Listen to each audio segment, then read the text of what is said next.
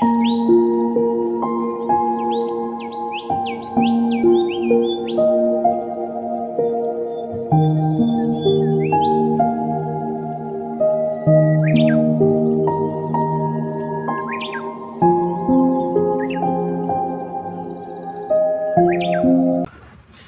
saudara-saudari yang terkasih dalam Kristus. Kita kembali bertemu dalam Renungan Harian Katolik tanggal 1 Maret 2024 dalam lingkaran masa Prapaskah. Injil bagi kita hari ini diambil dari Injil Matius bab 21 ayat 33 sampai 43, dilanjutkan ayat 45 sampai 46. Saudara-saudari yang terkasih, pada Injil hari ini Yesus memberi perumpamaan kepada para murid dan orang banyak tentang penggarap kebun anggur. Sebelum penggarap menggunakan atau menggarap kebun anggur, pemilik kebun anggur telah lebih dahulu mempersiapkan kebun anggurnya lengkap dengan segala yang dibutuhkan sampai alat pemeras anggur. Di sini pemilik kebun anggur sungguh-sungguh mempersiapkan agar penggarap-penggarap tinggal merawat, mengambil hasil, dan membagikan sebagian hasilnya kepada pemilik kebun anggur sebagai haknya. Tapi setelah waktunya panen, pemilik kebun anggur pun mengutus utusannya untuk mengambil bagiannya. Apa yang terjadi? Utusan pemilik kebun anggur bukan mendapat bagian tuannya untuk dibawa, malah mereka dianiaya. Akhirnya pemilik kebun anggur mengirim utusan selanjutnya yang lebih banyak. Tapi penggarap tetap saja tidak mau menyerahkan bagian pemilik kebun anggur, malah menyiksa dan membunuh utusan pemilik kebun anggur itu. Melihat kondisi ini, pemilik kebun anggur pun mengutus anaknya, putranya, dengan harapan bila putranya yang datang, yang jelas-jelas adalah presentasi penuh dari dirinya sendiri, maka penggarap pun akan segan dan menyerahkan apa yang menjadi hak pemilik kebun anggur. Namun yang terjadi malah sebaliknya. Para penggarap menganggap bahwa putra atau anak pemilik kebun anggur adalah pewaris dari kebun anggur itu. Lalu mereka berencana untuk membunuh dan membuangnya dengan harapan kebun anggur akan menjadi milik mereka sebab ahli waris telah mereka bunuh. Inilah yang terjadi pada perumpamaan kebun anggur ini. Bagaimana pemilik kebun anggur dengan baik hati mempersiapkan kebun anggurnya, memberi kuasa kepada penggarap dengan harapan apa yang menjadi haknya akan diserahkan kepadanya. Tapi keserakahan duniawi mengubah hati para penggarap. Penggarap bukannya memberi hak pemilik kebun anggur, tapi merampas segalanya.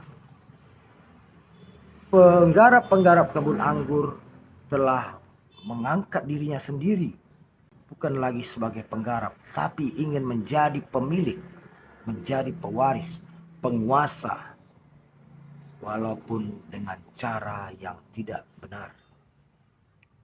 Saudara-saudara yang terkasih, perumpamaan ini adalah menggambarkan bagaimana dunia, pengisi dunia, dan Allah sebagai pemiliknya. Dunia telah disediakan oleh Allah dan manusia adalah para penggarapnya. Allah tidak meminta banyak. Allah hanya menuntut apa yang wajib kita berikan kepadanya. Allah telah mengirim begitu banyak nabi untuk mengingatkan kita,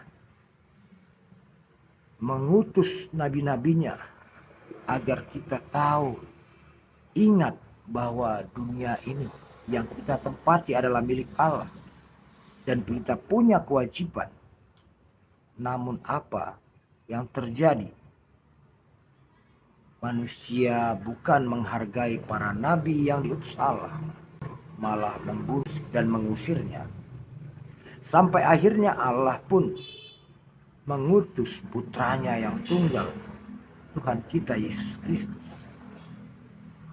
dengan harapan agar manusia sadar, manusia dapat menyadari batasan-batasan haknya.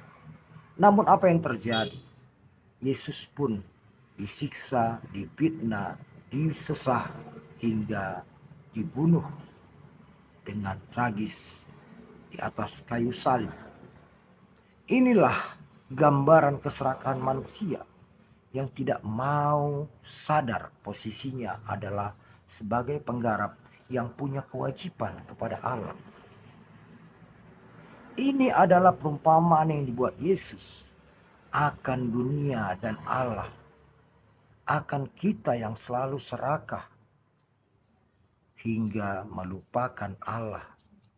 Bahkan Yesus sendiri pun telah diutus Bapa untuk mengembalikan kita agar kembali kepada posisi kita dan tetap tahu bersyukur, tahu memuliakan Allah. Namun kita telah menyalibkan Yesus Putra Allah. Nah, saudara-saudari yang terkasih, dalam renungan bagi kita hari ini, Yesus ingin mengingatkan kembali kepada kita. Cinta Allah kepada kita begitu besar.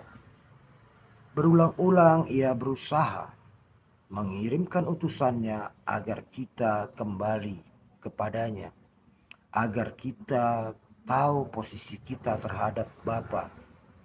Hingga Allah pun mengutus Yesus putranya agar kita benar-benar dapat kembali kepadanya, karena Allah sangat menginginkan kita semua bertobat dan kembali kepadanya.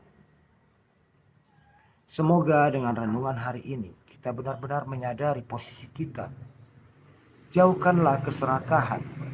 Ingatlah segala yang kita miliki, segala yang kita raih di dunia ini, dalam peziarahan kita di dunia ini, tidaklah sepenuhnya milik kita. Ada hak Allah di sana. Ada hak Allah dari segala berkat yang kita terima, yang harus kita kembalikan kepada Allah. Baik itu melalui persembahan, maupun melalui sedekah-sedekah yang kita berikan kepada saudara-saudara kita, agar kita pun layak disebut sebagai penggarap-penggarap yang setia, bukan penggarap-penggarap yang rakus dan durhaka. Marilah dengan renungan hari ini kita melatih diri kita menjadi penggarap-penggarap yang sadar akan batasan hak, akan kewajiban yang wajib dan harus kita kembalikan kepada Allah, sebab kita adalah penggarap, bukan pemilik. Semoga renungan kita hari ini menyadarkan kita akan posisi kita dan selalu mendekatkan diri kepada Allah dan tahu bersyukur, berterima kasih kepada Allah sebagai pemilik yang sesungguhnya. Amin. Selamat Prapaskah. Tuhan memberkati.